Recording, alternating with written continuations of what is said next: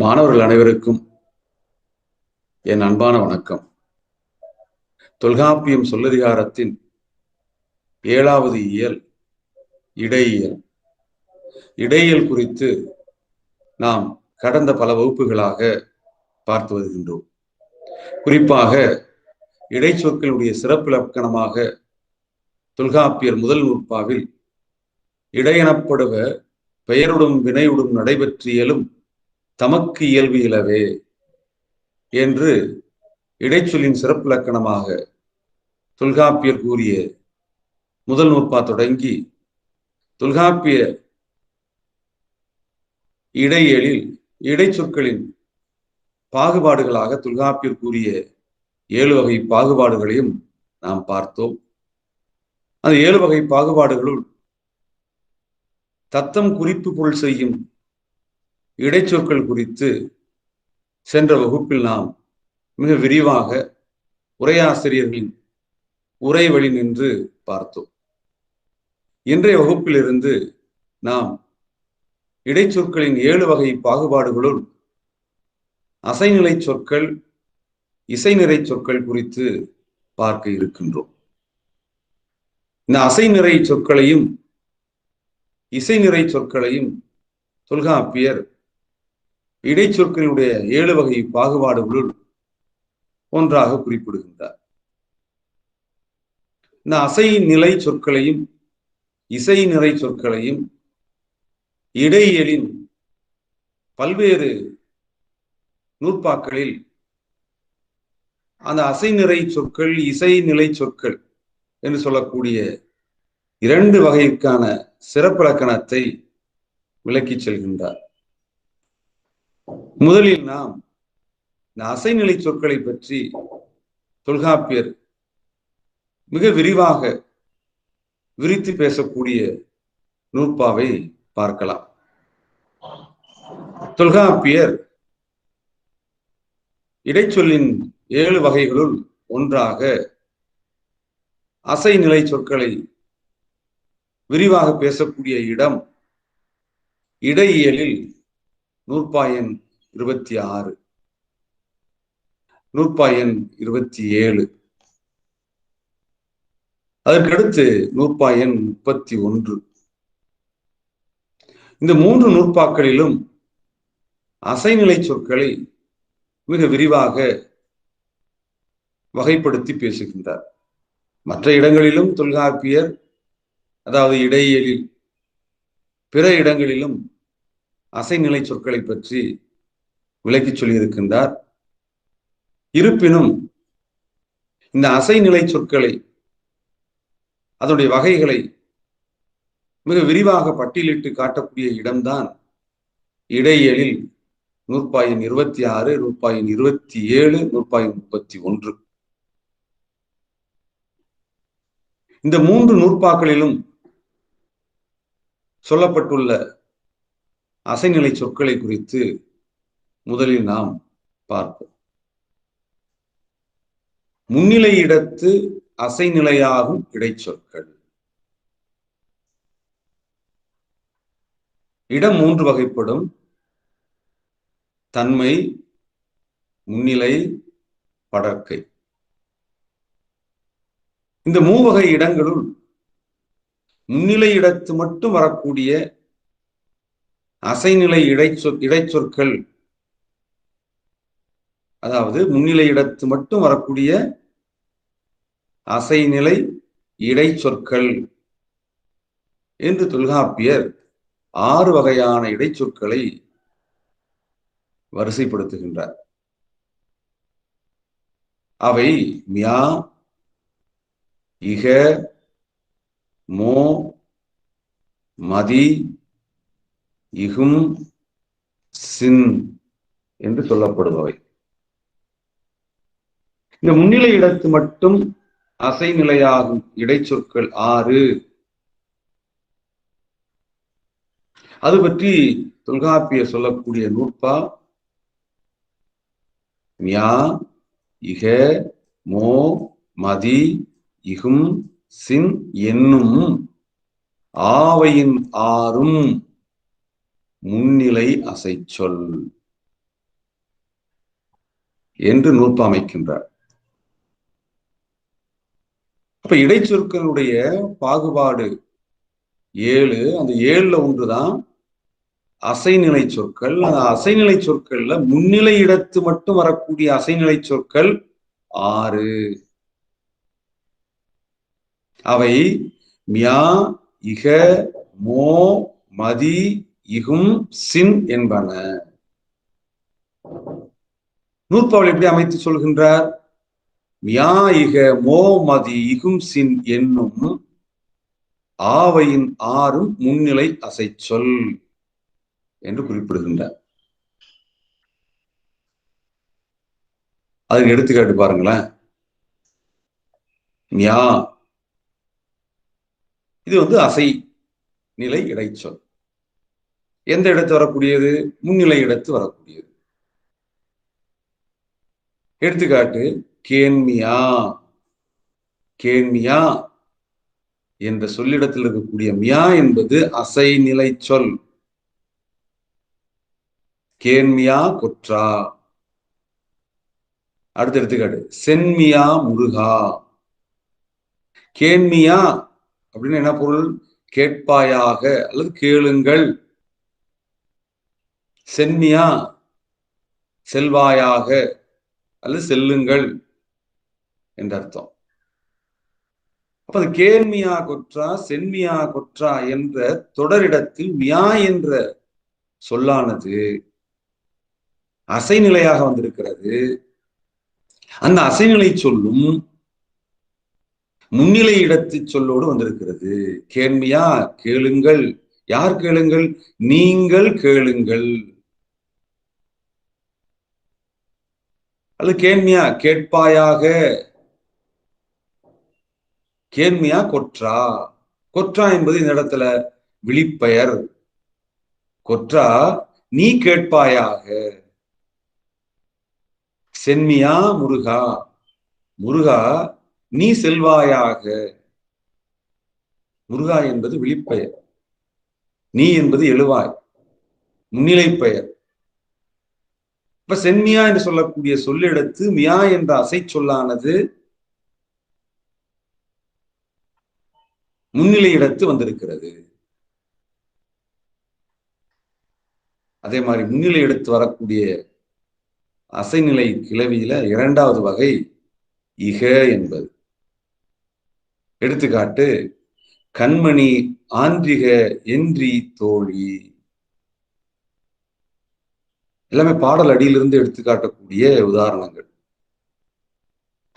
அடுத்து முன்னிலை இடத்து அசைநிலையாகும் விடைச்சொற்கள் 3வது மோ. எடுத்துக்காட்டு காமம் செப்பாது கண்டது மொழிமோ.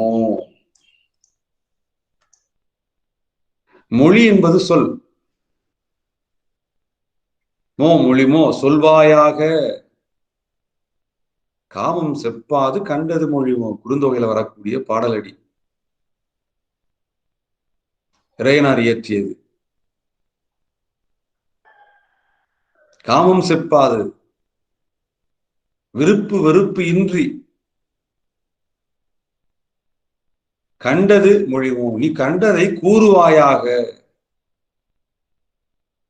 இப்ப மொழிமோ என்று சொல்லக்கூடிய அந்த மோ என்ற அசைநிலை கிளவியானது முன்னிலை இடத்து வந்துள்ளது. மொழிமோ நீ மொழிவாயாக. இப்ப மோ என்பது இடைச்சொல். அந்த இடைச்சொல் என்னது? அசைநிலை வகையை சார்ந்தது. அந்த அசைநிலை இடைச்சொல்லானது முன்னிலை இடத்து வந்திருக்கிறது. அப்ப முன்னிலை இடத்து அசைநிலையாகும் இடைச்சொற்கள் 6. அதுல 4வது வகை என்னது? மதி. எடுத்துக்காட்டு உரைமதி வாழியோ வளவ. உரைமதி உரைப்பாய், அதான் அதனுடைய பொருள். உரைமதின்னு என்ன அர்த்தம்? உரைப்பாய். யார் உரைப்பாய்? நீ உரைப்பாய். அப்ப உரைப்பாய் என்று பொருள் தரக்கூடிய உரைமதி என்ற சொல்லிடத்து வரக்கூடிய மதி என்ற சொல்லானது இடைச்சொல். என்ன வகை இடைச்சொல்? அசைநிலை இடைச்சொல். அந்த அசைநிலை இடைச்சொல் எந்த இடத்து வந்திருக்கிறது? முன்னிலை இடத்து வந்திருக்கிறது. உரைப்பாயாக, அதை உரைமதி.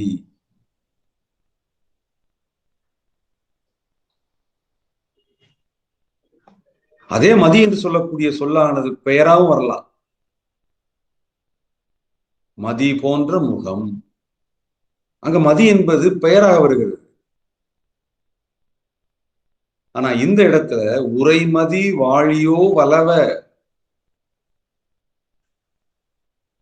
பொருள் அடிப்படையில தான், பொருண்மை அடிப்படையில தான் ஒரு சொல்லுக்கான இலக்கணத்தை நாம வரையறுக்க முடியும். அப்ப உரைமதி வாழியோ வளவ என்ற தொடரிடத்தில் உரைமதி என்ற சொல்லிடத்து உள்ள மதி என்பது முன்னிலை இடத்து வந்த அசைநிலை இடைச்சொல். அப்ப அந்த அசைநிலை முன்னிலை இடத்துல வரக்கூடிய 6 வகைகள்ல 5வது வகை எதுன்னு கேட்டீங்கன்னா இகும் என்ற இடைச்சொல். எடுத்துக்காட்டு, மெல்லம் புலம்ப கண்டிகும். இந்த கண்டிகும் முன்னிலைத்து வந்த இடைச்சொல் இகும் என்பது. காண்பாய், மெல்லம் புலம்ப கண்டிகும், கண்டிகும் காண்பாய். இப்ப கண்டிகும் என்ற சொல்லிடத்து உள்ள இகும் என்ற சொல் இடைச்சொல், அது அசைநிலை சொல், முன்னிலை இடத்து வந்திருக்கிறது. அப்ப முன்னிலை இடத்து வரக்கூடிய அசைநிலை கிளவிகள்ல 6வது வகையாக சொல்வது சின் என்பது. எடுத்துக்காட்டு, காப்பும் பூண்டிசின் கடையும் போகலை. உரையாசிரியர்கள் விளக்கம் தருகின்ற பொழுது இசின் என்பதன் முதற்குறைதான் சின் என்பது என்று எழுதுறார். இசின் என்பதன் முதற்குறைதான் சின் என்ற இடைச்சொல். அது முன்னிலை இடத்து வரக்கூடிய இடைச்சொல், அசைநிலையாக வரக்கூடியது. எடுத்துக்காட்டு, காப்பும் பூண்டிசின் கடையும் போகலை. பூண்டிசின் என்ற சொல்லிடத்து உள்ள சின் என்பது அசைநிலை சொல், அது முன்னிலை இடத்து வந்திருக்கிறது. தொல்காப்பியர் இந்த முன்னிலை இடத்து வரக்கூடிய அசைநிலை சொற்களை பற்றி சொல்லக்கூடிய நூற்பாதான் 26வது நூற்பா இடையியல்ல. அந்த நூற்பா என்னது? மியா இக மோ மதி இகும் சின் என்னும் ஆவையின் 6 முன்னிலை அசைச்சொல். இப்ப முன்னிலை அசைச்சொற்கள் 6. அவை மியா இக மோ மதி இகும் சின் என்பன. நம்ம எடுத்துக்காட்டு பார்த்தோம். முக்கியமான ஒரு பகுதி அது. சங்க இலக்கியங்கள்ல இந்த மாதிரி முன்னிலை இடத்து வரக்கூடிய அசைநிலை இடைச்சொற்கள் ஏராளமாக இருக்கின்றன.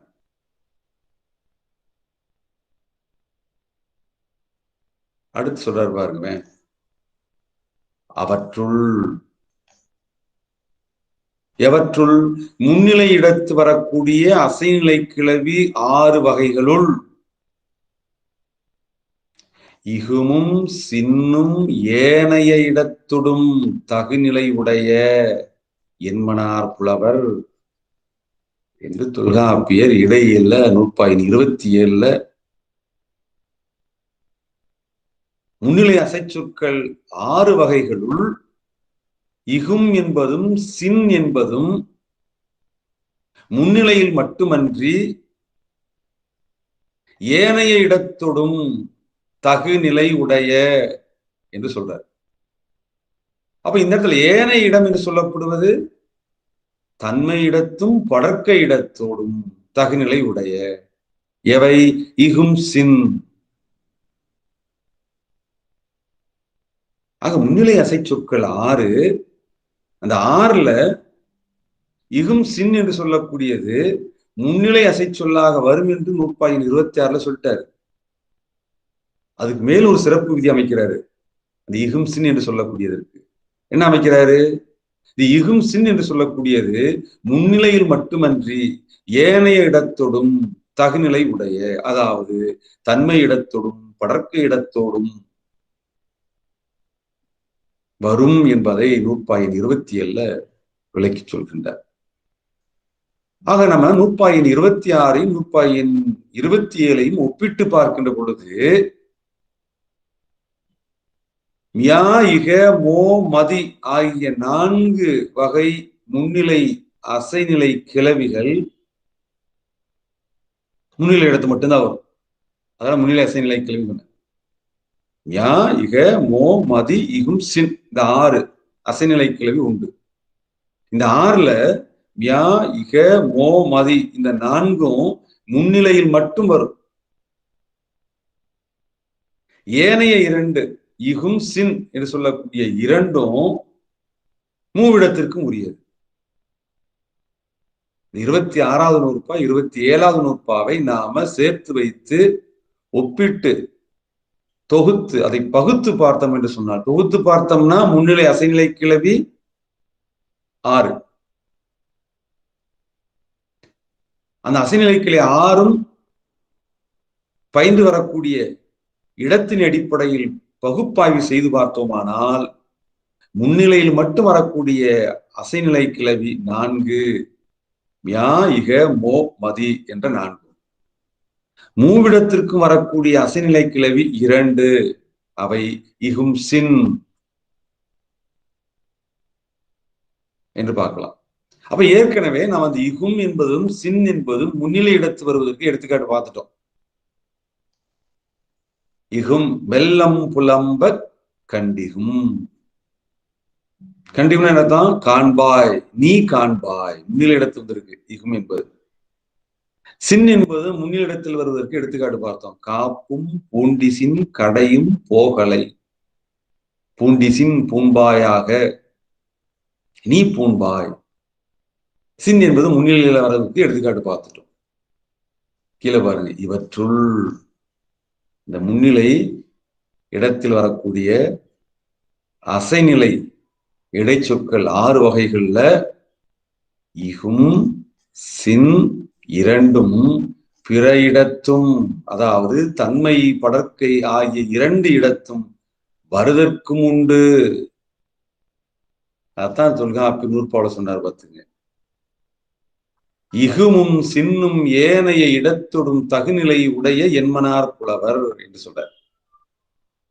அப்ப அந்த இகும் சின் என்று சொல்லக்கூடியது ஏனைய இடத்தோடு வருவதற்கு, அதாவது தன்மை இடத்தோடும் படற்கை இடத்தோடும் வருவதற்கு எடுத்துக்காட்டு. முதல்ல இகும் என்பது தன்மை இடத்தும் படற்கை இடத்து வருவதற்கான எடுத்துக்காட்டு. சேனாவரையர் என்ன எடுத்துக்காட்டு கொடுக்கிறாரு பாருங்க. உதாரணம் கொடுக்கிறார் சேனாவரையர் தன்னுடைய உரையில. கண்டிகும் அல்லமோ 500 ஒரு பாடல் அடி எடுத்துக்காங்க. கண்டிகும் அல்லமோ எனவும் அடுத்த கண்ணும் படுமோ என்று சின் யானே, சின் கண்டிகும் இகும் கண்டிகும் அல்லமோ எனவும் கண்ணும் படுமோ என்று சின் யானே எனவும். நல்ல கவனிங்க, தன்மை கண் வந்தன, தன்மை இடத்து வந்த அசைநிலை கிளவி இகும் சின். கண்டிகும் அல்லமோ, யான் கண்டிகும் தன்மை இடத்துல வந்திருக்கு. கண்ணும் படுமோ என்று சின் யானே, யான் கண்ணும் படுமோ என்று சின், யான் தன்மை இடத்து. அப்ப இகும் என்பதும் சின் என்பதும் தன்மை இடத்து வந்துள்ளதை பார்க்க முடிகிறது. அடுத்தது பாத்தீங்கன்னா இகும் என்பதும் சின் என்பதும் படர்க்கை இடத்துல வருவதற்கு எடுத்துக்காட்டு சேனாவரையர் தன்னுடைய உரையில உதாரணம் காட்டுறார். புகழ்ந்திகும் அல்லரோ பெரிதே, புகழ்ந்திகும் இகும் புகழ்ந்திகும் அல்லரோ பெரிதே எனவும் யார் அகுது அறிந்துசினோரே, யார் அகுது அறிந்துசினோரே, அறிந்துசினோரே அங்க சின் எனவும் படற்கை கண் வந்தன. ஆக இகும் என்பதும் புகழ்திகும் அல்லரோ பெரிதே, சின் என்பதும் யார் அகுது அறிந்து சீனோரே, இகும் என்பதும் சின் என்பதும் படற்கை கண் வந்துள்ளதற்கு உதாரணத்தை சேனாவரையர் காட்டுகின்றார்.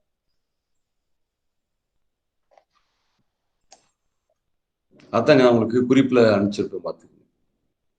கண்டிகும் படுமோ புகழ்ந்திகும் அல்லமோ பெரிதே, இந்த கண்டிகும் படுமோ என்பது தன்மையிடத்து வந்தது, புகழ்ந்தியும் அல்லமோ பெரிதே முன்னிலையிடத்து வந்தது இகும் என்ற அசைநிலை கிளவி.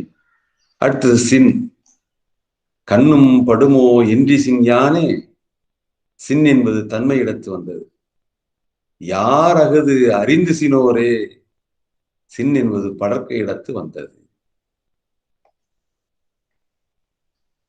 ரொம்ப முக்கியமான ஒரு பகுதி. இடையில்ல முன்னிலை இடத்து அசைநிலையாகும் இடைச்சொற்கள். இரண்டு நூற்பாக்கள் விளக்குகின்றார். நூற்பாயின் 26, நூற்பாயின் 27. அந்த நூற்பாக்கள் மியா இக மோ மதி இகும் சின் என்னும் ஆவையின் ஆறு முன்னிலை அசை சொல், அவற்றுள் இகுமும் சின்னும் ஏனைய இடத்துடன் தகுநிலை உடைய என்மனார் புலவர் என்று சொல்ற. இடைச்சொற்களுடைய பாகுபாடுகள் 7 வகைகள்ல அசைநிலை சொற்கள் என்பது ஒன்று. அந்த அசைநிலை சொற்களை பற்றி தொல்காப்பியர் இடையில விரித்து பேசக்கூடிய நூற்பாக்கள் 26, 27 அது பற்றி நம்ம பார்த்தோம். குறிப்பாக முன்னிலை இடத்து அசைநிலையாகும் இடைச்சொற்கள் பற்றி பார்த்தோம். அப்ப இந்த முன்னிலை எடுத்து அசைநிலையாகும் இடைச்சொற்கள் பற்றி நன்னூலார் எப்படி சொல்கிறார் என்பதை வெள்ளைவாணன் அவர்கள் தொல்காப்பியம் நன்னூல் சொல்லதிகாரம் ஒப்பீடு என்ற நூலில் விளக்கியுள்ளார். பாருங்க.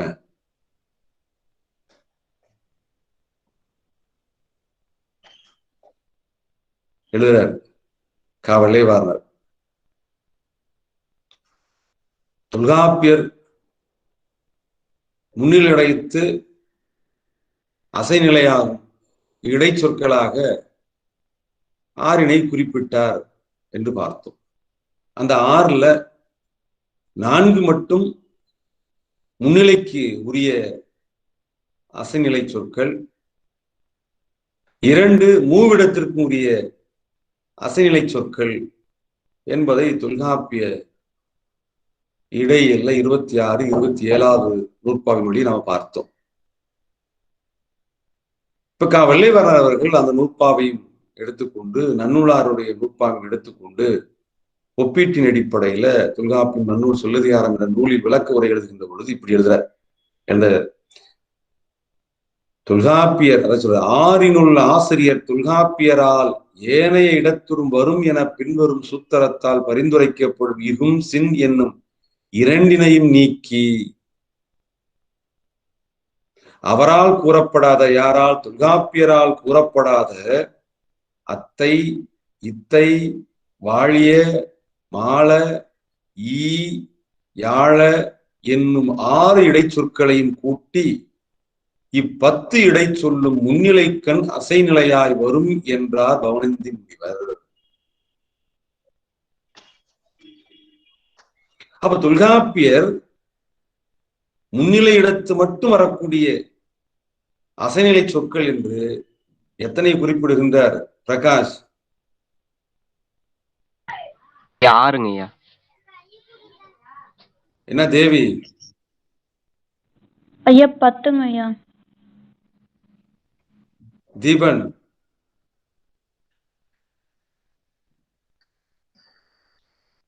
கேட்கலையா? செழியன்? ஐயா, தொல்காப்பியர் முன்னிலை எடுத்து வரக்கூடியது மட்டும் 4 சொல்லிருக்கீங்க. முன்னிலை, படர்க்கை, தன்மை இதுல 2 வரும் அப்படின்னு சொல்லியிருக்காங்க. மொத்தம் 6. என்ன தேவி, பிரகாஷ், நாங்க சொல்ற கேள்வியை உள்வாங்கணும். தொல்காப்பியர் முன்னிலை இடத்து மட்டும் வரக்கூடிய அசைநிலை சொற்களாக எத்தனையை குறிப்பிட்டு சொல்கிறார்? என்ன தேவி, எத்தனை? 4ங்க ஐயா. 4. யா, இக, மோ, மதி, இந்த 4 தான் சொல்றாரு. இகும் சின் என்று சொல்லக்கூடிய 2 மூவிடத்திற்கும் உரியது என்று சொல்றாரு. சரியா? சரிங்க ஐயா. முதல் நூற்பாவின் அடிப்படையை பார்த்தோம்னா இகும் சின் என்று சொல்லக்கூடியது முன்னிலைக்கு மட்டும் வரும். அதை தொடர்ந்து வரக்கூடிய நூற்பாவில் சொல்ல ஏனைய இடத்தோடும் தகுநிலை உடைய எது இகுமும் சின்னும் என்று சொல்றார். அப்ப அந்த நூற்பா அடிப்படையில சொல்லக்கூடிய முறையின் அடிப்படையில் பார்க்கின்ற பொழுது இகும் சின் என்று சொல்லக்கூடியது பெரும்பான்மையாக முன்னிலை இடத்து வரும், சிறுபான்மையாக தன்மை இடத்தும் படர்க்கை இடத்து வரலாம். அதனாலதான் தொல்காப்பியர் 2வதாக அதை அமைத்து பேசுகிறாரோ என்று எண்ண தோன்றுகிறது. சரியா? சரிங்க. ஆக தொல்காப்பியர் முன்னிலை இடத்து மட்டும் வரக்கூடிய அசைநிலை கிளவிகள் எத்தனை சொல்றாரு? 4ங்க ஐயா. 4. அவை மியா, இக, மோ, மதி. மூவிடத்திற்கு வரக்கூடிய அசைநிலை கிளவிகள் எத்தனை? இகும் சின் 2ங்க ஐயா. 2. இப்ப நம்ம நன்னூலோடு ஒப்பிட்டு பார்க்கின்ற பொழுது இந்த இகும் சின் என்று சொல்லக்கூடியதை தவிர்த்து விட்டு மேலும் ஒரு 6 முன்னிலை அசைநிலை சொற்களை பவனந்தி முனிவர் சேர்த்து சொல்கின்றார். சேர்த்து பவனந்தி முனிவர் சொல்லக்கூடிய முன்னிலை இடத்து மட்டும் வரக்கூடிய அசைநிலை சொற்கள் எத்தனை? 10ங்க ஐயா. 10.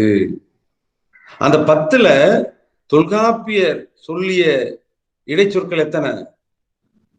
4ங்க ஐயா. 4. அவ்வளவுதான். மியா, இக, மோ, மதி என்று தொல்காப்பியர் சொல்லிய முன்னிலை இடத்து மட்டும் வரக்கூடிய அசைநிலை கிளவியை நன்னூலார் அப்படியே எடுத்து கையாளுகின்றார். அதோட என்ன பண்றாருன்னா மேலும் ஒரு 6 புதிய இடைச்சொற்கள், அதாவது முன்னிலை இடத்து வரக்கூடிய அசைநிலை இடைச்சொற்களை சேர்த்து முன்னிலை அசை சுடர்வது, முன்னிலை அசைநிலை கிளவி 10 என்பதை நன்னூலார் குறிப்பிடுகிறார். இந்த 10ல 6 முன்னிலை அசைநிலை கிளவி தொல்காப்பியர் சொல்றது இது. அது மியா, இக, மோ, மதி என்ற 4. எஞ்சி இருக்கக்கூடிய 6 நன்னூலார் புதிதாக சொல்லிய முன்னிலை இடத்து வரக்கூடிய அசைநிலை சொற்கள். அந்த 6 புதியது எது? அத்தை, இத்தை, வாழிய, மால, ஈ, யாழ. இந்த 6. அதைத்தான் நன்னூலார் எப்படி சூத்திரம் அமைத்து பேசுகிறார்னா மியா, இக, மோ, மதி, அத்தை, இத்தை, வாழிய, மால, வி, யாழ, முன்னிலை அசை என்று அமைக்கின்றார். அப்ப இந்த ஒப்பீட்டையை நீங்க தெரிந்து வைத்துக் கொள்ளும். என்ன தேவி? சரிங்க ஐயா. அப்ப முன்னிலை கண் வரக்கூடிய அசைநிலை கிளவிகளாக தொல்காப்பியர் எத்தனை வகைப்படுத்துகின்றார்? 4ங்க ஐயா. முன்னிலை அசைநிலை கிளவி 6ங்க ஐயா. 6. அந்த 6ல முன்னிலையில மட்டும் வரக்கூடிய அசைநிலை கிளவி எத்தனை? 4ங்க ஐயா. 4. யா, இக, மோ, மதி. சரியா? சரிங்க ஐயா. நல்லது. முன்னிலை மட்டுமன்றி ஏனைய இடத்தோடும், அதாவது படர்க்கை இடத்தும் தன்மை இடத்தோடும் வரக்கூடிய அசைநிலை கிளவிகளாக அந்த 6ல எதை எதை சொல்றாரு? 2ங்க ஐயா. இகும் சின். குட், அவ்வளவுதான்.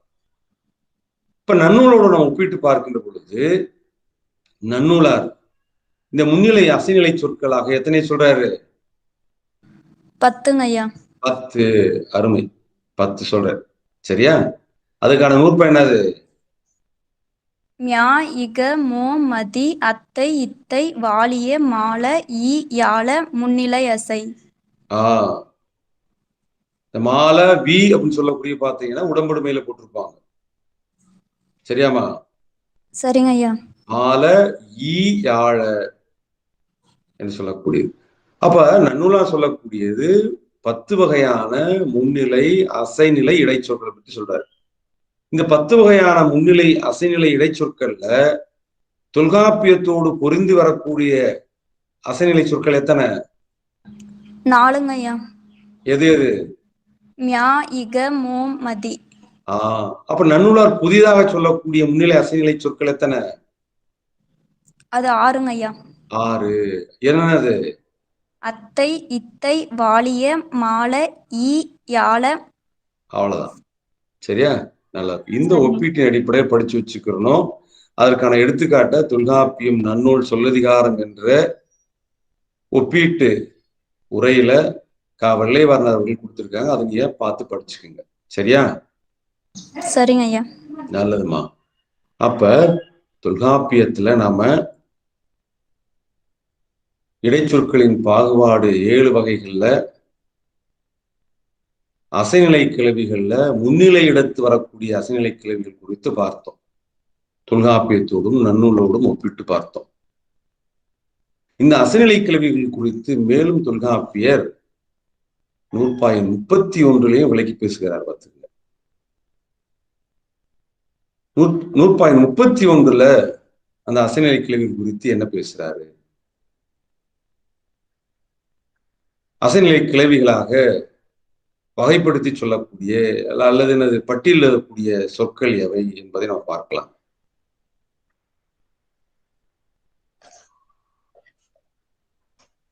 அதுக்கு என்ன சொல்றாங்கன்னா, மூவிடத்தும் அசைநிலையாகும் இடைச்சொற்கள். நம்ம ஏற்கனவே பார்த்தது முன்னிலை இடத்து மட்டும், பெரும்பான்மையாக முன்னிலை இடத்து மட்டும் அசைநிலையாகும் இடைச்சொற்கள் பற்றி பார்த்தோம். அதுல இகும் சின் என்று சொல்லக்கூடியது சில நேரங்கள்ல தன்மை இடத்தும் படர்க்க இடத்தும் வரலாம் என்று தொல்காப்பியர் சொல்லியதை பார்த்தோம். அடுத்து இந்த அசைநிலை கிளவிகளை பற்றி தொல்காப்பியர் நூற்பாயின் 31 விளக்குகின்ற பொழுது எப்படி நூற்பாவில் விளக்குகின்றார்? யா கா பிற பிறக்கு அரோ போ மாது என வரும் ஆயேல் சொல்லும் அசைநிலை கிளவி. என்ன தேவி? ஐயா. நூற்பாயின் 31 அசைநிலை கிளவிகளாக எத்தனை வகைப்படுத்துகின்றார்? 7ங்க ஐயா.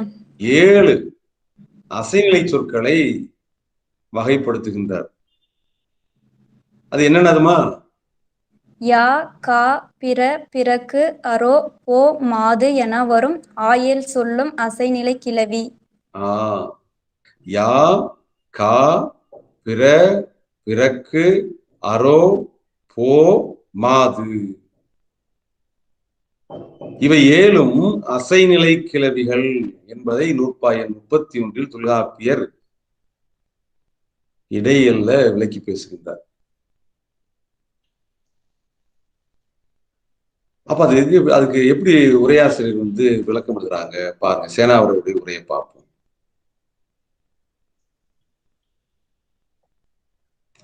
யா கா பிற பிறக்கு அரோ போ மாது என வரும் ஆயேல் சொல்லும் அசைநிலை கிளவி.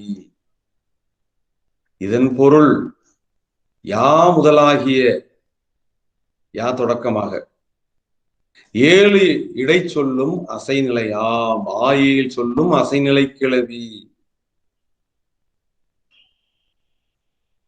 யா முதலாக மாது என ஈராக உள்ள 7 இடை சொல்லும் அசைநிலை சொற்களாகும் என்பதை இந்த நூற்பாவில் தொல்காப்பியர் விளக்கியுள்ளார். சொல்லிட்டு இந்த நூற்பாவுக்கு ஒவ்வொரு அசைநிலை கிளவிக்கும் சேனாவரை அவர்கள் உதாரணம் தர்றார். உதாரணத்தை கொடுத்துட்டு அடுத்து ஒரு செய்தி எழுதுறாரு. இட வரை இல்லாமையின் இவை மூன்றிடத்திற்கும் உரிய. இடம் வரையறாமையின், இடம் வரையறை சொல்லப்படாமையால் இவை எவை இந்த 7 வகை இடை சொல்லும், அதாவது 7 வகை அசைநிலை சொல்லும். யா, கா, பிற, பிறக்கு, அரோ, போ, மாது என்ற 7 வகை அசைநிலை சொற்களும், அந்த அசைநிலை சொற்களை பற்றி தொல்காப்பியர் பேசுகின்ற பொழுது இந்த 7ம் இந்த இடத்தில் தான் வரும். தன்மை இடத்து, முன்னிடத்து, படற்கை இடத்துன்னு சொல்லக்கூடிய மூவிடத்துல இந்த இடத்திற்கு உரியவை என்று எந்த வரையறையும் சொல்லவில்லை. அதனால் அவை 7ம் 3 இடத்திற்கும் உரிய. மேல சொன்ன நூற்பால பார்த்தோம். நம்ம என்ன பார்த்தோம்? மியாயிக மோமதி இகும் சின் என்னும் ஆவையின் 6ம் முன்னிலை அசைச்சொல். இந்த 6 அசைச்சொல்லும் முன்னிலை இடத்து வரும் சொல்லிட்டாரு. சொல்லிட்டு என்ன சொன்னாரு? அவற்றுள் இகும் சின்னும் ஏனைய இடத்தொடும். ஏனைய இடம் என்று சொல்லக்கூடியது முன்னிலையை தவிர்த்து, முன்னிலை மட்டுமல்லாமல் தன்மை இடத்தும் படற்கை இடத்து வரும் என்று சொல்லிட்டாங்க. இடத்தை வரையறுத்து சொன்னாரு அந்த அசைநிலை கிளவிகளை பற்றி பேசுகின்ற பொழுது. ஆனா நூற்பாய் 31ல 7 வகை அசைநிலை கிளவிகளை வகைப்படுத்துகின்ற பொழுது இடத்தை வரையறுத்து சொல்லாமையால்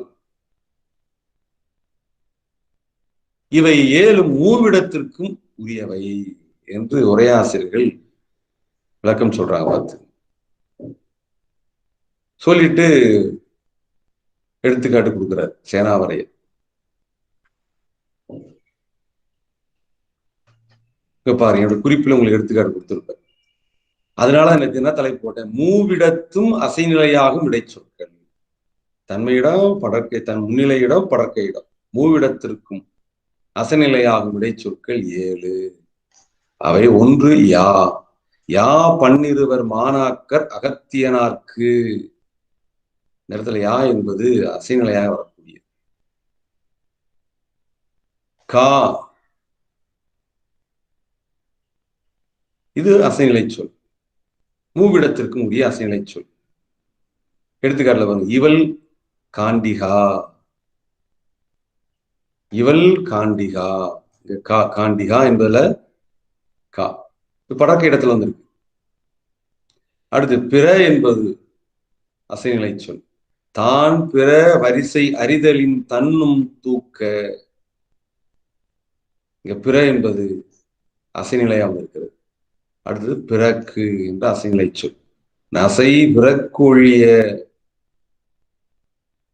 அரோ என்பது அசைநிலை சொல். எடுத்துக்காட்டு இருங்குயில் ஆளும் அரோ.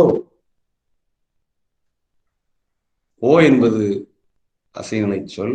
எடுத்துக்காட்டு பிரியின் வாழாது என்போ தெய்ய.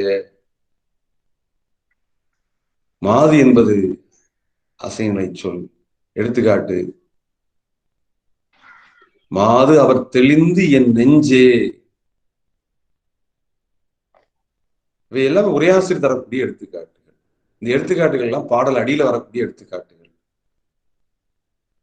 பெரும்பான்மை இந்த அசைநிலை சொற்கள் எல்லாமே பா புனைகின்ற பொழுது பயன்படுத்தக்கூடிய அசைநிலைகள். அசையை நிறைவு செய்வதற்காக வரக்கூடிய சொற்கள் தான் அசைநிலை சொற்கள் என்று சொல்லக்கூடியது. அப்ப அசைநிலை கிளவிகளை தொல்காப்பியர் இடத்தின் அடிப்படையில் பாகுபடுத்துகின்றார்.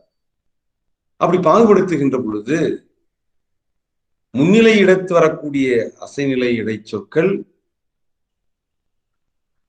எல்லா இடத்தும் வரக்கூடிய அசைநிலை இடைச்சொற்கள். அப்ப அசைநிலை இடைச்சொற்களாக நாம் இதுவரை பார்த்ததில்ல. அதன் அடிப்படையில் பார்க்கிறோம் என்று சொன்னா ஒரு 13 அசைநிலை சொற்களை பார்த்திருக்கோம். மியா, இக, மோ, மதி, இகும், சின் என்று சொல்லக்கூடிய 6.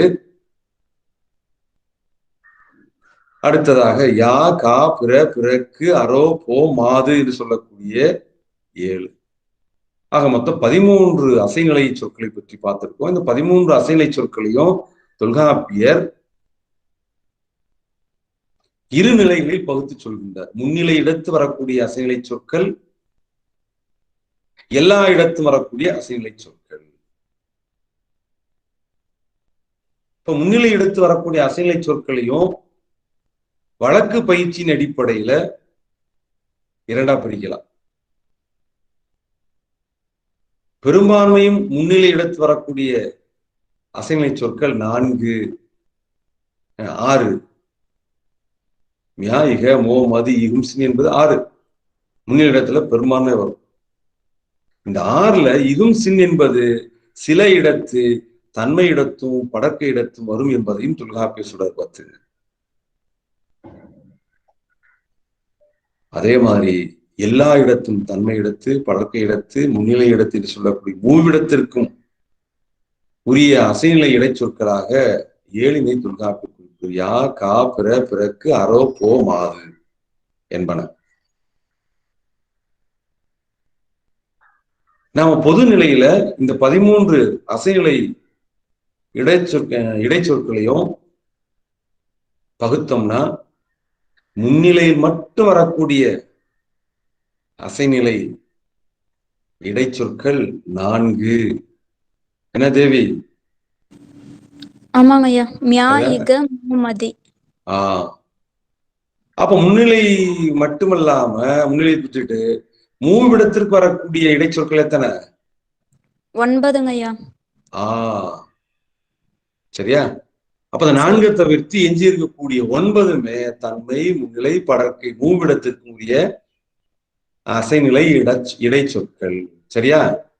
சரிங்க ஐயா. இதான் தொகுத்து பார்த்தோம்னா 13 அசைநிலை சொற்கள். அவற்றை நாம் இடத்தின் அடிப்படை பகுத்து பார்த்தோம் என்று சொன்னால் 2 நிலைகள்ல பகுத்து பார்க்கலாம். முன்னிலையில் மட்டும் வரக்கூடிய அசைநிலை இடைச்சொற்கள் 4, மியா, இக, மோ, மதி என்று சொல்லக்கூடியவை.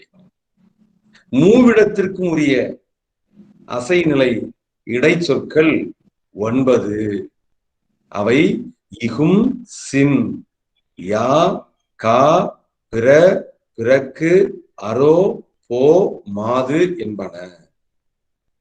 புரியுதுலமா? புரியுதுங்க ஐயா. இது மாதிரி என்ன பண்ணுவாங்கன்னா சில நேரங்கள்ல உங்களுக்கு அரசு பொது தேர்வு, இந்த பல்கலைக்கழக மானியக்குழு நடத்தக்கூடிய யூஜிசி தேர்வுகள் எல்லாம் நேரடி கேள்விகளா இருக்காது. சில நேரங்கள் இது மாதிரி பகுத்து பார்த்து எழுதுற மாதிரியான உங்களுக்கு வினாக்கிழமை பார்த்துங்க. சரியா? சரிங்க ஐயா. அதே சமயத்துல நம்ம நன்னூலோடு ஒப்பிட்டும் பார்த்தோம். நன்னூலோடு ஒப்பிட்டு பார்க்கின்ற பொழுது முன்னிலை இடத்து மட்டும் வரக்கூடிய அசைநிலை இடைச்சொற்களாக எத்தனை சொன்னாரு? 10ங்க ஐயா. 10. அந்த 10ல தொல்காப்பியர் சொல்லக்கூடியவை எத்தனை? 4ங்க ஐயா. அவை மியா, இக, மோ, மதி. குட். சரியா? அடுத்து நம்ம பார்க்கலாம். நல்லது.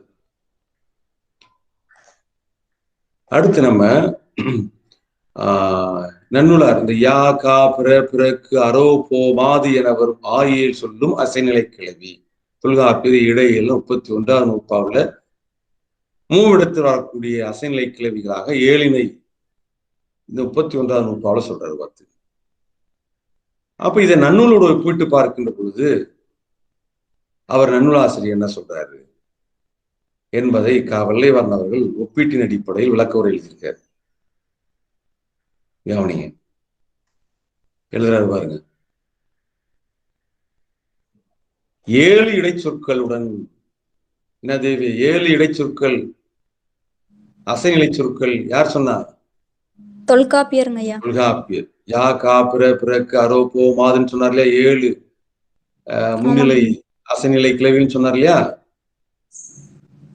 மூவிடத்திற்கும் வருதுங்க ஐயா. வருதுன்னு சொன்னார் இல்லையா? அதான் 7 இடைச்சொற்களுடன் நல்ல கவனிங்க.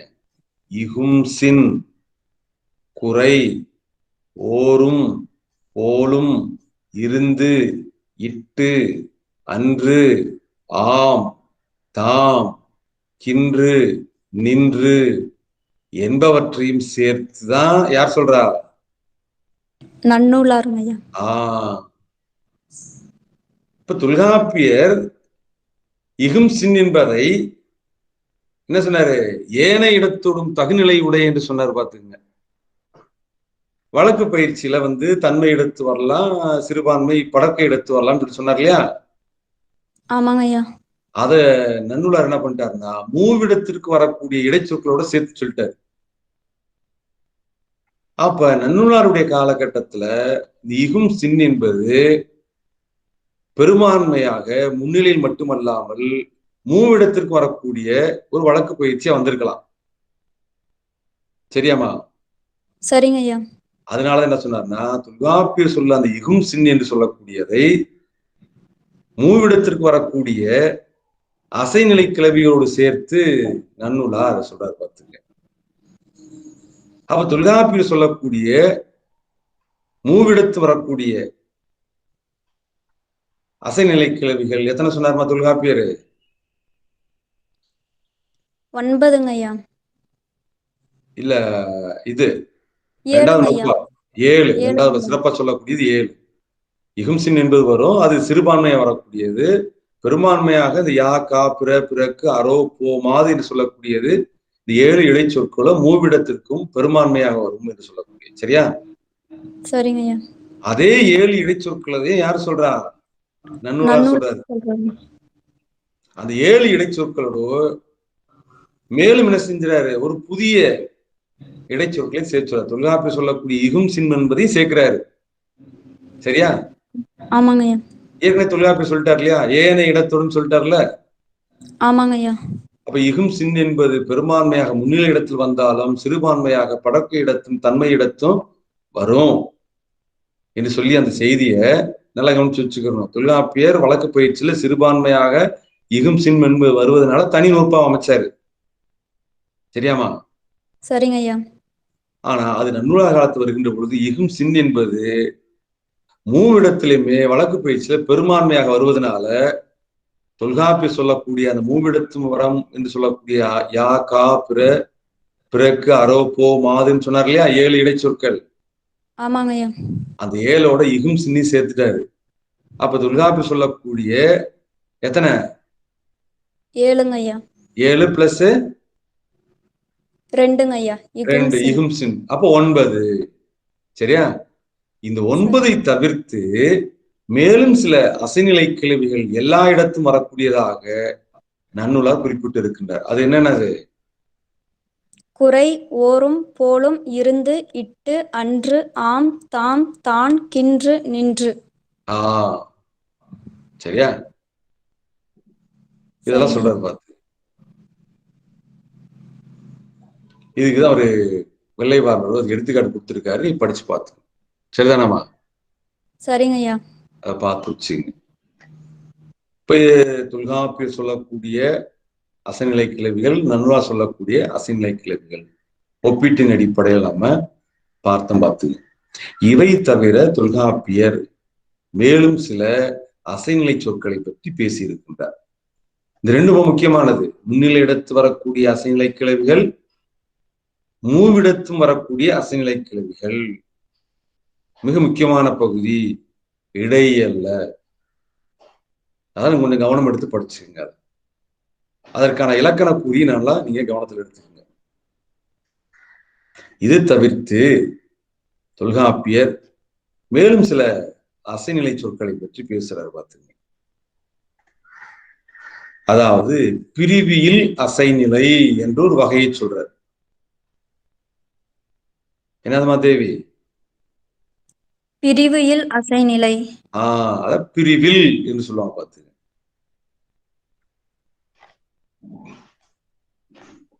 பிரிவில் அசைநிலை, அதுக்கு தலைப்பாதான் பிரிவில் அசைநிலை. பிரிவு இல்லாது, பிளவுபடாது, இரட்டித்தே நிற்கக்கூடிய அசைநிலை சொற்கள். எப்படி இந்த இரட்டை கிளவில சொற்களை பிரிக்க முடியாதோ அது மாதிரி இந்த அசைநிலை சொற்களையும் சில அசைநிலை சொற்கள் சேர்ந்தேதான் வரும் பார்த்துக்கோங்க. 2 2 இரட்டித்து இரட்டித்து வரும் பார்த்து, அதை பிரிக்க முடியாது. அத பிரிவு இல் அசைநிலை, பிரிவு இல்லாத அசைநிலை சொற்கள். அவை எத்தனை வகைப்படுமா? 3ங்க ஐயா. 3 சொல்றாரு பார்த்துங்க. அந்த 3 எவை என்பதையும் நூற்பாவில் சொல்றாரு பார்த்துங்க.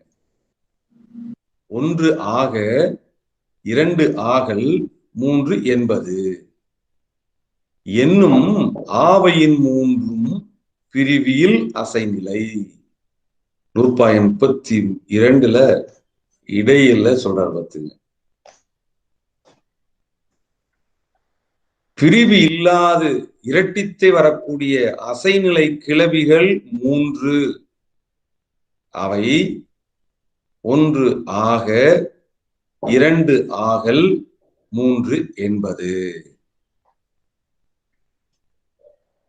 இப்ப எடுத்துக்காட்டு அவர் என்ன எழுதுறாரு பாருங்க.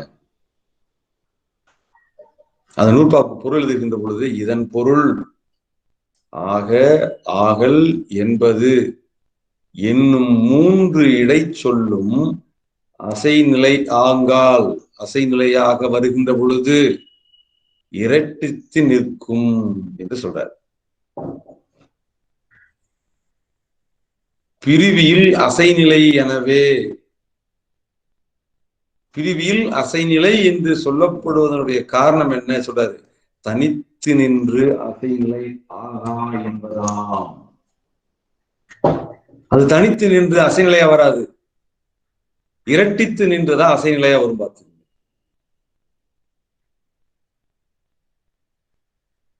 இதே சேனாவரையர் எழுதக்கூடிய அந்த விளக்கத்தை தான் வெள்ளைவார்னர் அவர்களும் தருகின்றார்.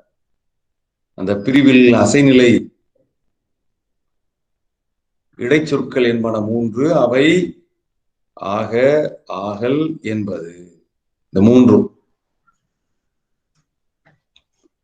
பிரிவில் அசைநிலை. எனவே இவை தனித்து நின்று அசைநிலை ஆகா என்பதாம்.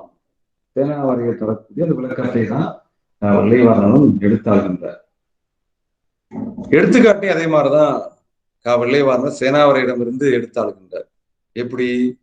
ஒருவன் மற்றவனை நோக்கி,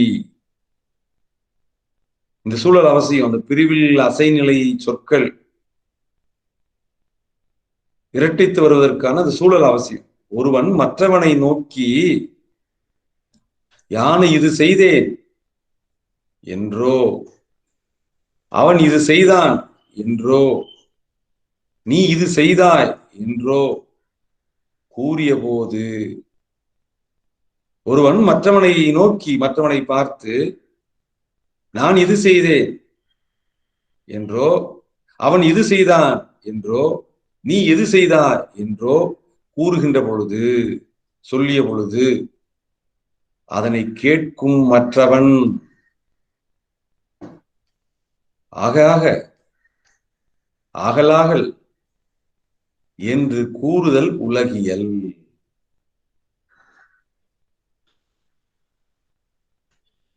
இன்றைய நடைமுறையில பார்க்கலாம். பார்த்து, நானு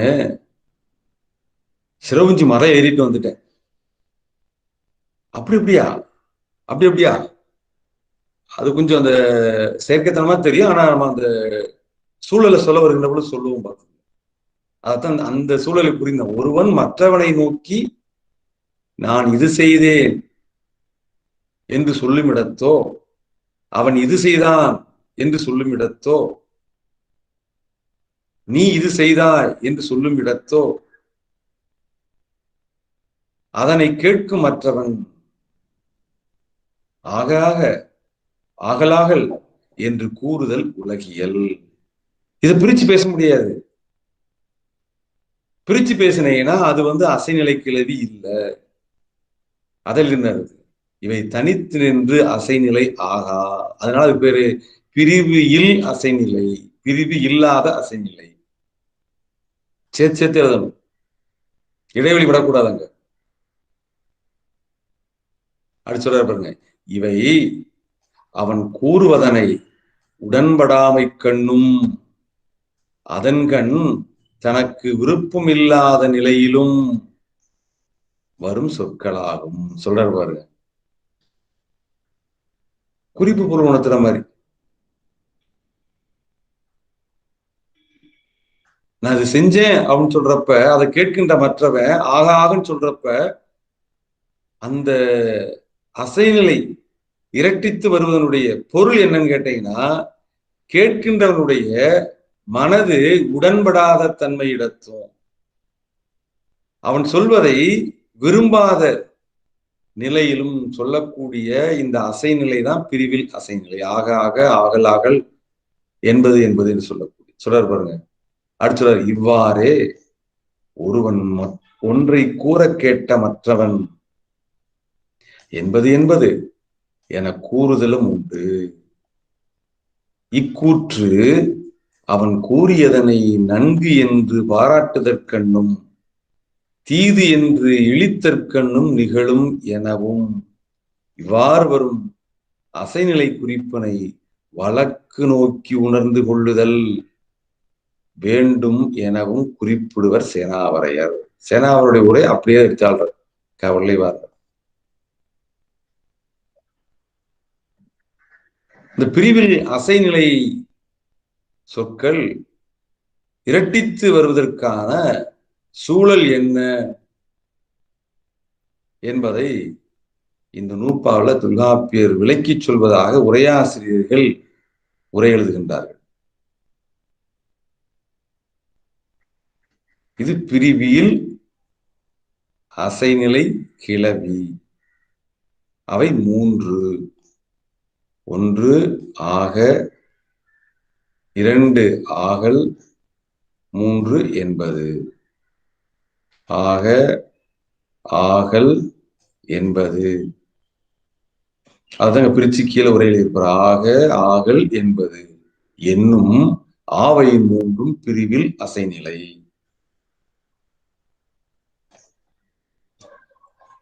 நல்லா படிச்சு வச்சுக்கோங்க அந்த பகுதியை. இந்த பிரிவில் அசைநிலை கிளவிகள் 3.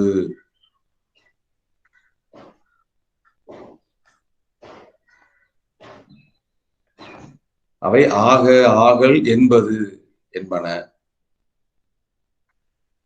அவங்க சூழலோட எடுத்துக்காட்டு சேனாவரை தரக்கூடியதை காமிச்சிருந்தாங்க. இப்ப இந்த இடத்துல ஆக ஆக ஆகல் ஆகல் என்பது என்பது சொல்லக்கூடியது நல்லா கவனிச்சு வச்சுக்கோங்க. முதலில் வரக்கூடியது எல்லாமே பொருள் தரக்கூடியது, இரண்டாவது வரக்கூடியது அசைநிலை. பாவலர் பாலசுந்தரம் ஐயா அவர்கள் இந்த விளக்கத்தை கொடுப்பான். ஆக ஆக என்பதுல முதலில் வருவது பொருள் தரும் கிளவி, இரண்டாவது வருவது அசைநிலை கிளவி என்று அவர் கொடுப்பார். அதை நீங்க மனசுல வச்சுங்க. ஆக தொல்காப்பியர் இடைச்சொற்களின் பாகுபாடுகளுள் 7 வகைகளை பட்டியலிடுகின்ற பொழுது அசைநிலை கிளவிகளை குறித்து பேசுகின்றார். அந்த அசைநிலை கிளவிக்கான சிறப்பிலக்கணத்தை இடையியலில் மிக விரிவாக விளக்கி பேசுகின்றார்.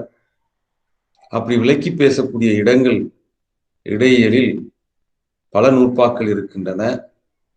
அவற்றுள் குறிப்பிட்டு சொல்லக்கூடிய நூற்பாக்கள் தான் நூற்பாயின் 26, 27, 31, 32. இந்த 4 நூற்பாக்கள்லையும் முன்னிலை இடத்து வரக்கூடிய அசை நிலை சொற்களையும், எல்லா இடத்தும் வரக்கூடிய அதாவது மூவிடத்து வரக்கூடிய அசைநிலை சொற்களையும், பிரிவு இல்லாமல் வரக்கூடிய அசைநிலை சொற்களையும் நாம பார்த்தோம். இவை தவிர்த்து மேலும் சில அசைநிலை சொற்களை பற்றி தொல்காப்பியர் பேசியிருக்கின்றார். அவை என்ன என்ன என்பதை பற்றி பார்க்கலாம். இந்த ஏ குறை இந்த இரண்டுமே இடைச்சொல் தான். இந்த இரண்டும் இடைச்சொல் என்றாலும் இடைச்சொல்ல எந்த வகையை சார்ந்து என்று பார்த்தோம்னா அசைநிலை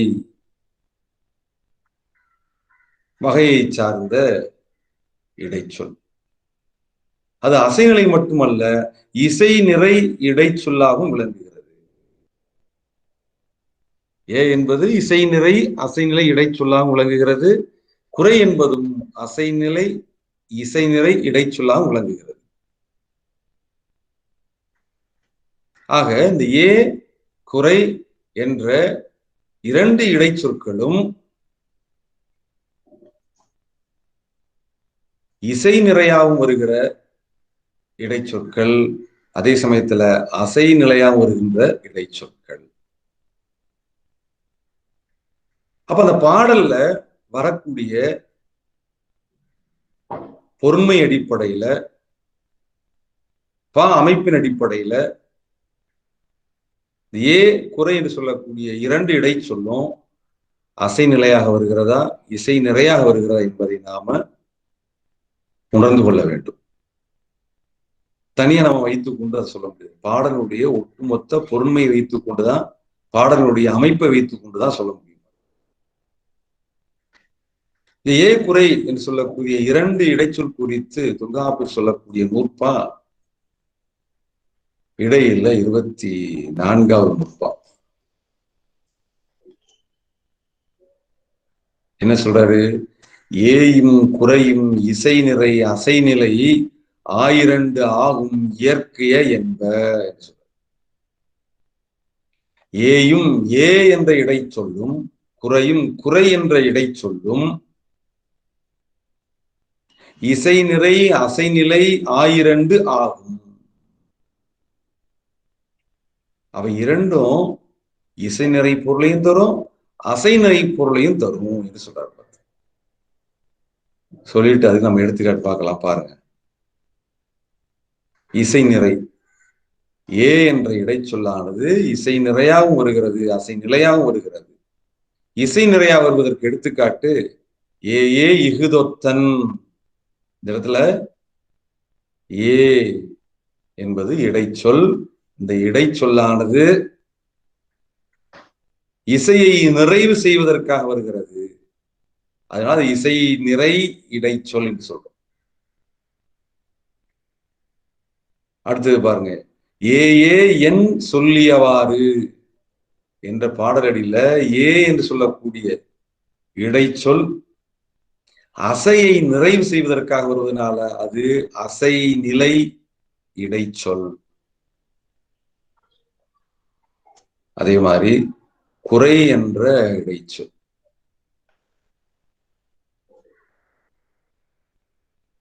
அசை நிறையாவும் வருகிறது, இசை நிறையாவும் வருகிறது. அலிதோதானே அது பெறலரும் குறைத்தே. குறை இசையை நிறைவு செய்வதற்காக வரக்கூடிய இடைச்சொல் ஆதலால் அலிதோதானே அது பெறலரும் குறைத்தே என்ற பாடலடியில் இருக்கக்கூடிய குறை என்ற இடைச்சொல்லானது இசை நிறை கிளவி. அடுத்தது பாருங்க. பல்குறை துன்பங்கள் என்றுபடும், பல்குறை துன்பங்கள் சென்றுபடும். பல்குறை துன்பங்கள் சென்றுபடும். இந்த பல்குறை துன்பங்கள் சென்றுபடும் என்ற பாடலடியில குறை என்ற இடைச்சொல்லானது அசை நிலையாக வந்திருக்கிறது. ஆக ஏ குறை என்று சொல்லக்கூடிய இரண்டு இடைச்சொற்கள் இசை நிறையாகவும் அசை நிலையாகவும் வரக்கூடிய இடைச்சொற்கள். ஏன்னா தொல்காப்பியர் இடைச்சொற்களுடைய பாகுபாடு ஏர்ல இசை நிறை ஒரு வகையாகவும் அசை நிலை ஒரு வகையாக குறிப்பிட்டிருக்க. அப்ப ஏ என்பது இசை நிறை வகைக்குள்ள வரும், அசை நிலை வகைக்குள்ள வரும். குறை என்பது இசை நிறையா வரும், அசை நிறையா வரும். அது பயின்று வரக்கூடிய இடத்தின் அடிப்படையில் அது இசை நிறையா அசை நிலையா என்பதை நாம முடிவு செய்து கொள்ள வேண்டும். அதான் தொல்காப்பியர் 30. ஏயும் குறையும் இசை நிறை அசை நிலை ஆயிரண்டு ஆகும் இயற்கைய என்ப என்று சொல்ற. உங்களுக்கு எடுத்துக்காட்டு கொடுத்தா நீங்க உரையாசிரியருடைய உரை எடுத்து படிச்சு பார்த்தீங்கன்னா உங்களுக்கு தெரியும். பார்த்து சொல்லியிருக்காரு, ஏயும் குறையும் இசை நிறை அசை நிலை ஆயிரண்டு ஆகும் இயற்கை என்ப. இதுல ஒரு செய்தி நீங்க நல்லா நினைவில் வைத்துக் கொள்ள வேண்டும். சேனாவுடைய உரையில் இந்த பகுதியை நீ நல்லா படியும். தொடர்மொழி முதற்கண் பிரிந்து நின்றல்லது பெரும்பான்மையும் ஏகாரம் இசை நிறையும் அசை நிலையும் ஆகாமையின். தொடர்மொழியோடு ஒன்றுபட்டு இசைத்து இடையும் இறுதியும் நிற்கும் தேற்ற ஏகாரம் முதலாயனவற்றோடு ஒருங்கு கூறாது வேறு கூறினார். இதே உரைய அடிப்படையா வைத்துக் கொண்டு வல்லைவாரன் எழுதுவார். அதை வாசித்து காமிக்கிறேன் பாருங்க.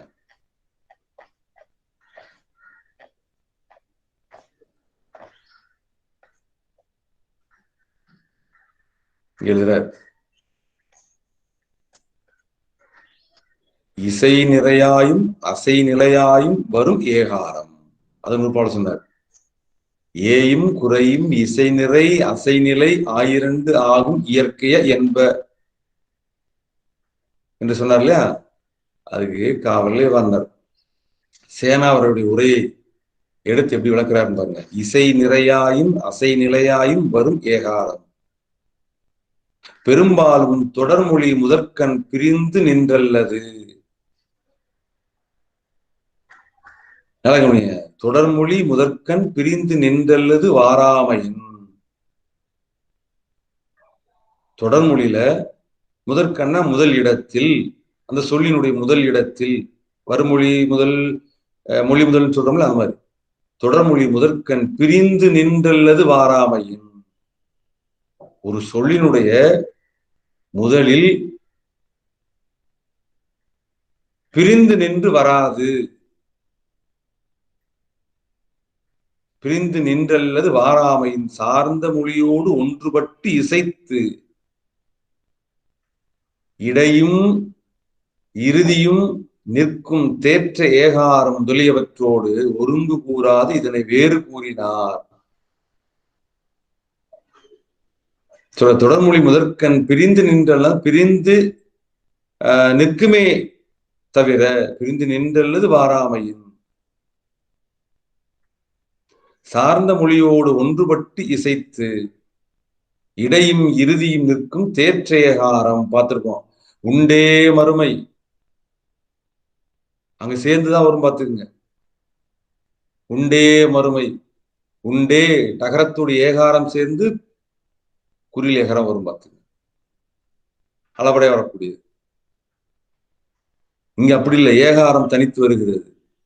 அதன் தொடர் மொழி முதற்கண் பிரிந்து நின்றல்லது வாராமையின் சார்ந்த மொழியோடு ஒன்றுபட்டு இசைத்து இடையும் இறுதியும் நிற்கும் தேற்ற ஏகாரம் முதலியவற்றோடு ஒருங்கு கூறாது இதனை வேறு கூறினார்.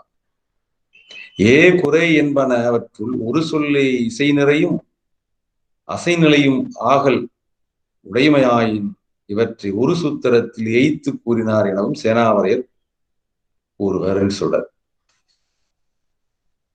அப்ப இந்த ஏ குறை என்று சொல்லக்கூடிய இரண்டு இடைச்சொற்களும் இசை நிறை பொருளில் வரும், அசை நிலை பொருளையும் வரக்கூடிய இடைச்சொற்கள் என்று சுருக்கமா நீங்க நினைவில் வைத்துக் கொள்ளலாம். ஒரே இடைச்சொல் தான், இசை நிறையா வருகிறது, அசை நிலையா வருகிறது. அப்படி வரக்கூடிய இடைச்சொற்கள்ல ஏ என்பதும் குறை என்பதும் ஆகும். அது மாதிரி வரக்கூடியது தொல்காப்பியர் சில இடங்களை சொல்றாரு. பார்த்து அடுத்து அவர் சொல்லக்கூடியது மாயின் கிளவி வியங்கோல் அசை சொல். மாயின் கிளவி வியங்கோல் அசை சொல். மா என்பது ஒரு இடைச்சொல். அந்த இடைச்சொல்லானது அசைநிலை பொருள வரக்கூடிய இடைச்சொல். இப்போ மா என்பது அசைநிலையா வருகின்ற பொழுது என்ன சொல்லோடு வரும் என்பதை இந்த நூற்பால் உள்ளது. வியங்கோல் அசை சொல், வியங்கோல் சொல்லிடத்து வரக்கூடியது மா என்ற இடைச்சொல். அப்படி வருகின்ற பொழுது அந்த மா என்ற இடைச்சொல் அசைநிலைக்காக வரும் என்று சொல்றாரு. அதை மாயின் கிளவி வியங்கோல் அசைச்சொல், முக்கியமான நூற்பா. மாயின் கிளவி வியங்கோல் அசைச்சொல். நம்ம மா என்பது பார்த்திருக்கோம், ஓரெழுத்து ஒரு மொழி. மானா மரம் என்ற ஒரு பொருள் இருக்கு, விலங்கு என்ற ஒரு பொருள் இருக்கிறது. அதே மா என்பது இந்த இடத்துல அசை சொல்லாக பயன்படுகிறது. அப்ப மா என்பது அசை சொல்லாக எங்கு வரும்னா வியங்கோல் சொல்லிடத்து தான் வரும், பிற சொல்லிடத்து வராது.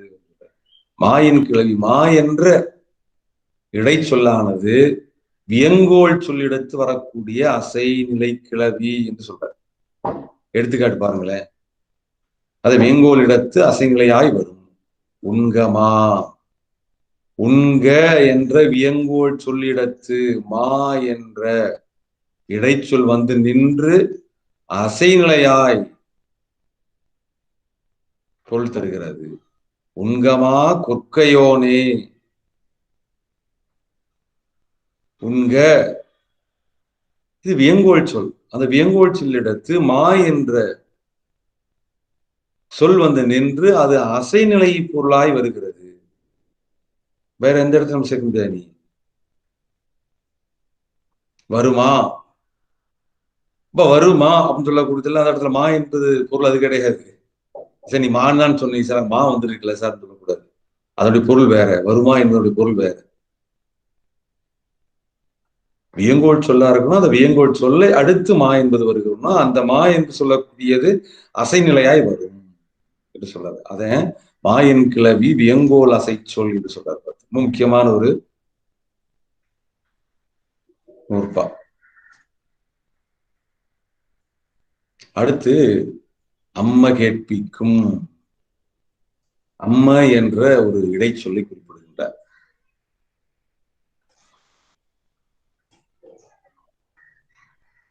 இது எப்படி சேனாவரையர் விளக்கம் எழுதுகிறார் பாருங்க. அம்ம கேட்பிக்கும் சேனாவரையர் விளக்கம் எப்படி எழுதுறாரு? இதன் பொருள் அம்மை என்னும் இடைச்சொல் ஒருவன் ஒன்று கேள் என்று சொல்லுதற்கண் வரும். அம்மை என்பது இடைச்சொல். அந்த இடைச்சொல் வரக்கூடிய சூழல் எப்பொழுது வரும்? கேட்பிக்கும் பொழுது வரும். அம்மை என்ற இடைச்சொல்லானது கேட்பிக்கும் பொழுது வரும். அந்த கேட்பிக்கும் என்ற சொல்லுக்கு விளக்கம் எழுதுகின்ற பொழுது எப்படி எழுதுறாரு? ஒருவனை ஒருவன் ஒன்று கேள் என்று சொல்லுதற்கண் வரும். ஒருவனை ஒருவன் ஒன்று கேள் என்று சொல்லும் இடத்து வரக்கூடிய இடைச்சொல் தான் அம்ம என்ற இடைச்சொல். பெரும்பான்மை செயலிடத்து வரும். உதாரணம் கொடுக்கிற சேனாவரையர். அம்ம வாழி தோழி, ஐங்குறுநூறுல 31வது பாடல்ல வரக்கூடிய பாடலடிதான் அம்ம வாழி தோழி.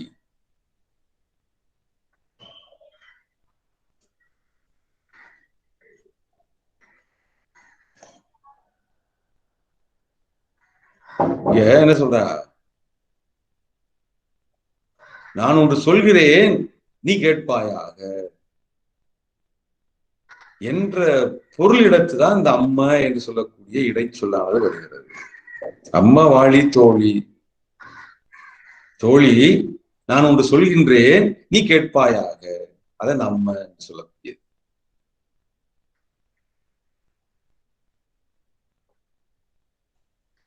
அப்ப இந்த அம்மை என்று சொல்லக்கூடிய இடைச்சொல் அது பயின்று வரக்கூடிய சூழல் என்னது?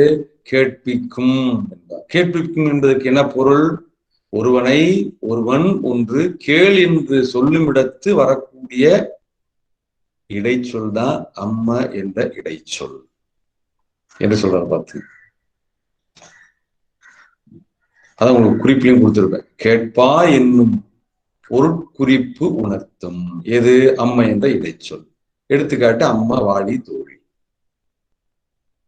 ஐங்குறுநூறுல இது மாதிரி பாடலடிகள் ஏராளமாக இருக்கின்றன. அடுத்து தொல்காப்பியர் சொல்லக்கூடிய அசைநிலை சொல் ஆங்க உரையசை. ஆங்க என்பது ஒரு இடைச்சொல். அந்த இடைச்சொல் என்ன பொருள் குறித்து வரும்? உரையசை பொருள் குறித்து வரும். அது அசைநிலை கிளவிதான். அந்த அசைநிலை கிளவியா இருந்தாலும் கூட அதை என்ன சூழல் எடுத்து வரும்? உரையாடல் எடுத்து வரக்கூடியதுதான் ஆங்க என்ற அசைநிலை கிளவி. சேனாவரை விளக்கம் எழுதுறாரு பாருங்க, ரொம்ப அருமையா இருக்கும். ஆங்க உரையசை, இதன் பொருள் ஆங்க என்னும் இடைச்சொல் கட்டுரைக்கண் அசைநிலையாய் வரும். கட்டுரைக்கண்ண உரையாடுகின்ற பொழுது, உரையாடுகின்ற இடத்து, இரண்டு பேர் உரையாடுகின்ற இடத்து அசைநிலையாய் வரக்கூடியதுதான் ஆங்க என்ற இடைச்சொல். ஆங்க என்பது அசைநிலை கிளவிதான். ஆனா அந்த அசைநிலை கிளவி வரக்கூடிய சூழல் என்னதுன்னா உரை. அந்த உரை என்ன? கட்டுரை. கட்டுரை என்பது உரையாடல் இடத்து. உதாரணம் கொடுக்கிறார் சேனாவரை. ஆங்க குயிலும் மயிலும் காட்டி என்று ஒரு பாடல் அடி எடுத்து காமிக்கிறார். அந்த பாடலுடைய முழுசா படிச்சாத்தான் அந்த ஆங்க என்று சொல்லக்கூடிய இடைச்சொல் உரை அசை பொருள்ல வந்திருக்கிறது என்று நமக்கு புரிய வரும். பார்த்து எடுத்து படிச்சு பாருங்க. அவரு வெள்ளைவாரணரும் அவருடைய உரைக்கு சொல்லியிருப்பார். பார்த்து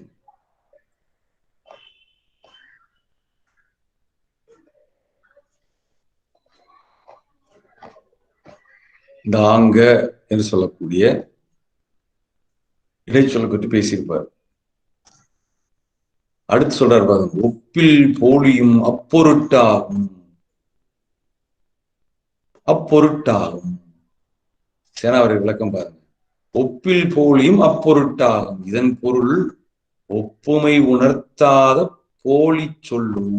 அதை ஒப்பு இல்லாத, ஒப்புமை உணர்த்தாத, போலியும் போலி சொல்லும், ஒப்புமை உணர்த்தாத போலி சொல்லும் அப்பொருட்டாகும். ஆங்க என்பது போல, மேல சொல்ல ஆங்க உரையசை, அந்த ஆங்க என்பது போல உரையசையாம். அப்ப ஒப்புமை உணர்த்தாது போலி சொல்லாக வரும் அசைநிலை கிளவியும் உரை அசைதான் என்று சொல்றாரு. உரையாடல் எடுத்து வரக்கூடியது.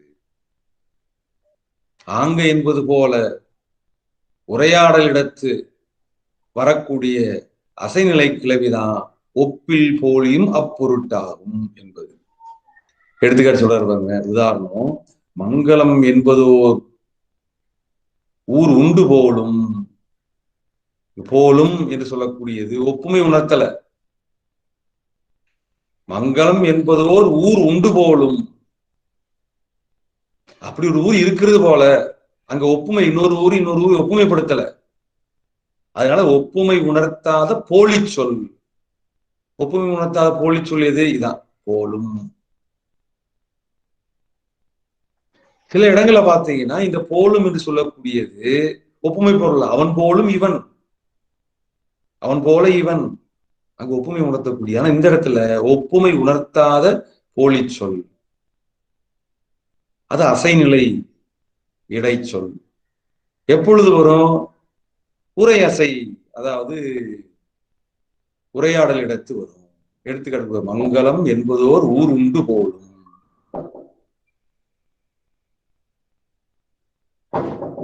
அந்த ஒப்பில் போலி போலியும் அப்பொருட்டாகும் என்று சொல்றது பார்த்து. ஆக இப்படியாக அவர் அசைநிலை கிளவிகளை இடையிலில் மிக விரிவாக எடுத்து பேசியிருக்கின்றார் தொல்காப்பியர். அடுத்து அவர் சொல்லக்கூடியது இந்த போலும் பார்த்தோம். நம்ம போலும் இது ஒரு இடைச்சொல், அது உரையசை இடைச்சொல்லாக வருகிறது. அதாவது ஒப்புமை உணர்த்தாது வரும் போலும் என்பது உரையசையாக வரும். மங்களம் என்பதோர் ஊர் உண்டு போலும் சொல்லக்கூடிய. அடுத்ததாக இது ஓரெழுத்து ஒரு மொழி, நம்ம ஏற்கனவே படிச்சிருக்கோம். அதே சமயத்தில் இது ஒரு இடைச்சொல் அப்படின்னு சொல்லக்கூடிய. குறிப்பாலும் இசையாலும் பொருள் வேறுபடும். இந்த என்று சொல்லக்கூடிய ஓரெழுத்து ஒரு மொழி இடைச்சொல்லாக வருகின்ற பொழுது குறிப்பினாலும் இசையினாலும் பொருளை வேறுபடுத்தும் இடைச்சொல் என்று தொல்காப்பியர் குறிப்பிடுகின்றார்.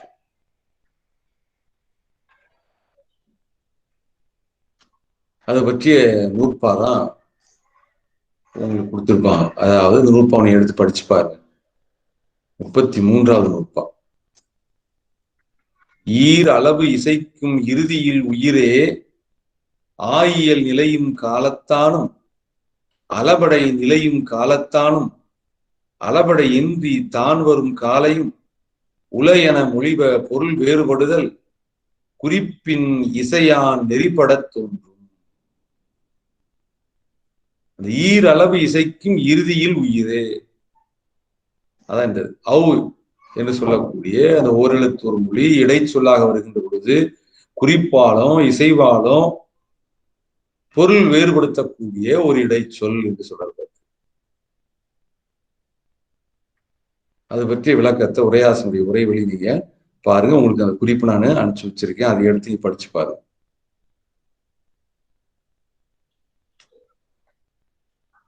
இரட்டித்து நிற்கும் இடத்து, எடுத்துக்காட்டு அவ் அவ் இவன் தவம் செய்தவாறு என்னும் இடத்து வியப்பு என்ற குறிப்பு பொருள் தரக்கூடியதா அவ் அவ்